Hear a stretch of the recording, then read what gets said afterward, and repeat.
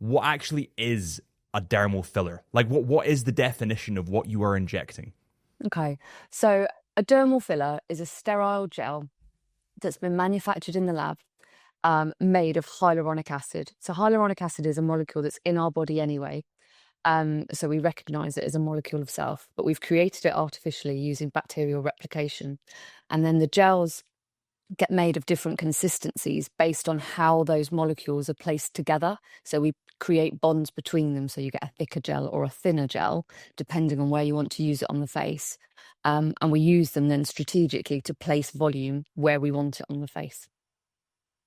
And why would you need a thicker gel versus like a thinner? Is it because you're younger? Like, I'm just thinking, because I'm at the age now, I'm 28 now, and I'm starting to get to the age Baby. where like wrinkles are starting to appear. Oh, not quite. I'm getting the crow's feet and would that be a thinner gel used on me because I am slightly younger at the moment? It's not on age particularly. It's on where we want to use the dermal filler. So, for example, if we want it to behave structurally and be strong and give support, we want a thicker gel. So we would use that in something like the cheeks or the chin area because it's going to hold structure much better. Whereas if we wanted to do some work on some fine lines around the lips or the lips themselves and give a bit of volume, we need to use a much softer filler because that area is much more mobile. And we're placing the filler more Okay. superficially as well. And because we don't want the filler to be seen in that zone, we use a softer product. Okay, that kind of makes sense. And when you're doing these fillers, does that like and you'll forgive me? Do you know a guy called Dr. Kieran Bong? Yum bong. I have heard of his name, yeah. Yeah, so I had him on. I'm gonna say he was maybe episode 20. It was a long time ago now, but he was talking about the effects on the skin after the injections kind of injected essentially, because it is, am I right in saying because it's a natural chemical it dissolves over time? Absolutely, yeah. So with hyaluronic acid fillers, they will dissolve over time because we've got an enzyme in our body that will dissolve them because we haven't have it in our body anyway. So there is a metabolic pathway to break it down. Okay, and then because of that, but like, would your skin recover from that, or would your skin remain slightly stretched? I get asked this a lot actually about stretch. And I think it's about relativity of what you're doing with the product. Um, if you're when I'm treating people with dermal fillers, I'm looking at how people are aging, and a big part of aging in the face is volume loss, and it's volume loss at lots of different levels. So we get bone reabsorption, we get fat pad loss and descent, um, and those two things are what contribute to the changes that we see. So when we're looking to use dermal filler to help that and bring people back to where they were, so we're looking to replace what they've lost. So if you're replacing what somebody's lost, you're not overtly stretching them. You're putting them back to where they naturally were. So you're not going to get this degree of trauma and stretch on the skin that then, as it breaks down, that you're going to end up with sag.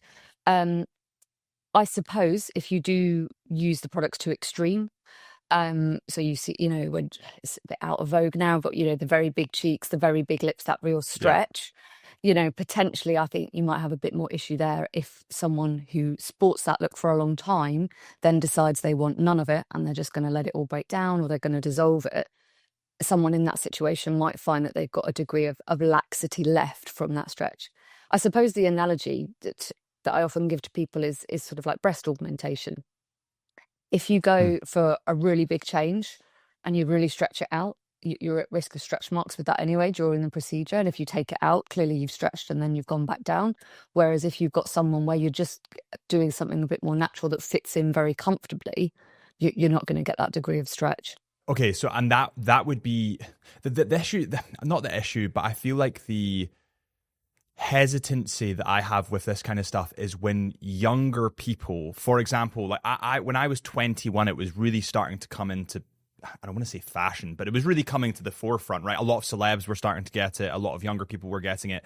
And as a 21-year-old, getting your lips stretched and then knowing that there's going to be a degree of the skin stretching as well that isn't going to fix itself, is that not like is it kind of damaging younger people?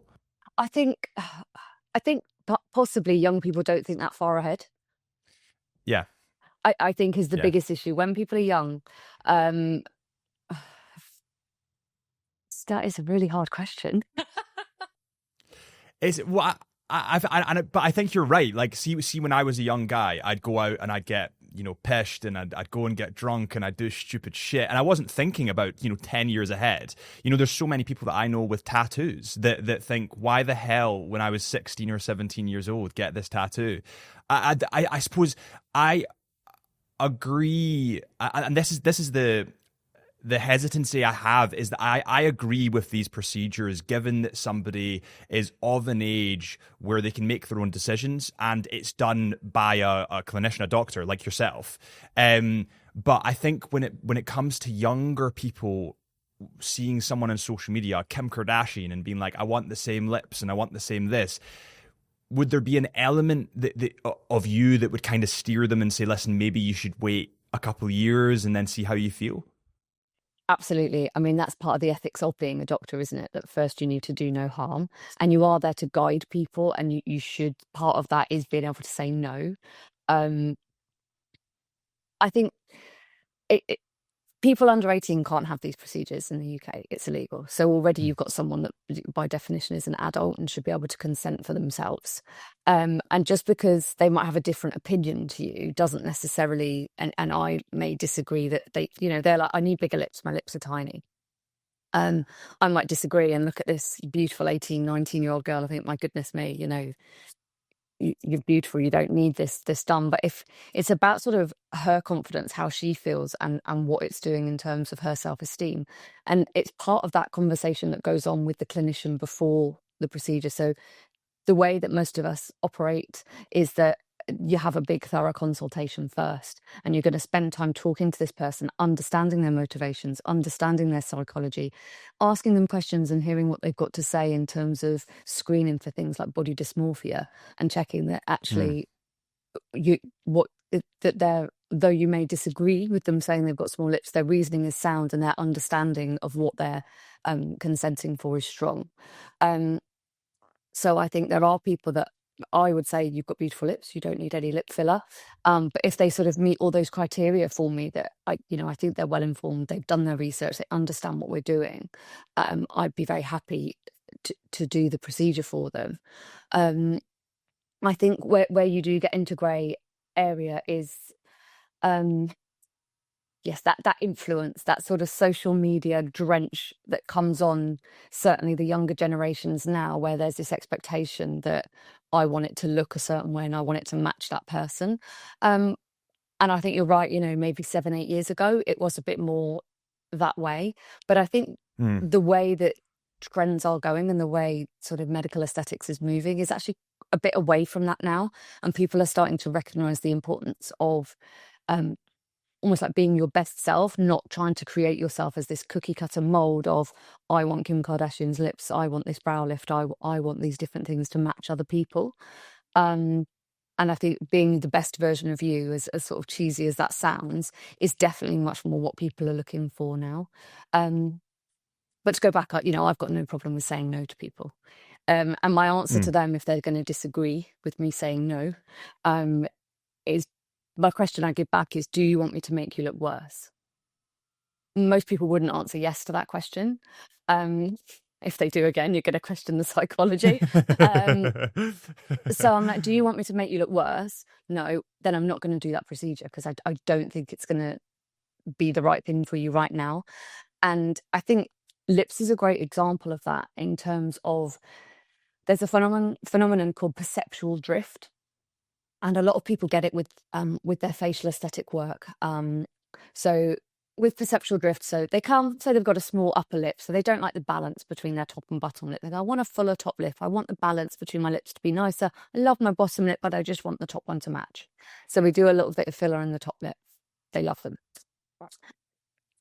After the procedure, the lips swell a little bit, just from the trauma of having it done, having the needles entered into the skin. So you have it done, immediately after they go, oh, I love them.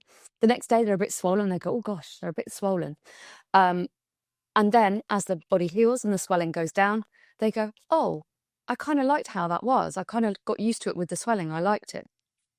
And they may go on a couple of months, and then they'll go, it's all gone. I need to have more. So they'll come back and have more. It isn't all gone. but their brain has almost reset and gone, no, this was where I started, this was normal. And you can get this sort of slight veering off and this drift of what normal is. And that's how I think people end up in these situations where the proportions go off for their face. So it's not always more is more. And you need to remind people to stay grounded with where they came from and say, I always sort of advise people, keep a picture of yourself before we started doing anything, because that's your reference point back. That is your reference point back to where we've come from, what your lips used to be like. So when you look at them one day and go, oh, they're tiny, it's all gone, it isn't. And they need to look back to that initial reference picture and go, oh no, there is still some dermal filler there. I don't need to have more all the time. If you guys enjoyed that clip, please do me a huge favor before you go and head over to our Into the Mind podcast official page where we have the raw, uncut Into the Mind podcast, and hit that subscribe button. And the more subscribers we get, the more incredible guests we can get on the show. I really appreciate you guys for watching. Thank you so much. And I'll see you all real soon.